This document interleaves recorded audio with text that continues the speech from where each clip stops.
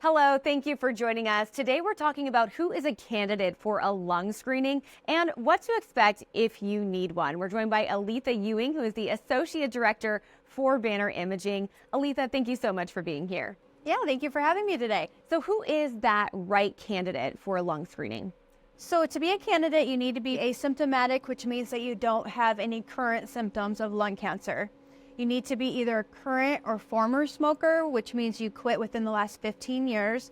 And then also you have to have a 20-year pack history of cigarette smoke. Now, do you need a doctor's order to get this screening? Yes, you do need to go to your referring physician and get a prescription to get this test done. Are we just talking about cigarettes? What about people who vape or smoke cigars? Currently, vaping and cigars are not a qualification for the program. It has to be cigarette smoke. Okay, so if you are that candidate for the screening, what should those patients expect when they come in? And is there anything you need them to bring with them? When they come in, it's a very quick exam. They will literally just come in. We don't have to have them change. We will have them, if they have a necklace, they just have to take that off.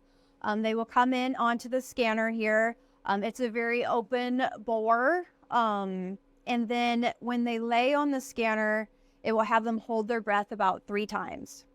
After those 3 times, the table moves in and out and the scan is done. It's literally a 5-minute exam. Okay, and what do you need them to bring when they come in? They will need to bring their order from their physician. Okay, and like photo ID, insurance card? Correct. They will Okay. need their photo ID and insurance card. So after that screening, how long would you say it typically takes for that patient to see their results? It takes about a week. We'll send the results to their doctor, and then that doctor will contact them with the results and the next steps if there are any. Okay, Aletha, thank you so much for all that information. And we really appreciate you watching, and we want you to know that if you feel like you may be a candidate for a lung screening, that first step is to have a conversation with your doctor and get that order placed. We'll see you again soon.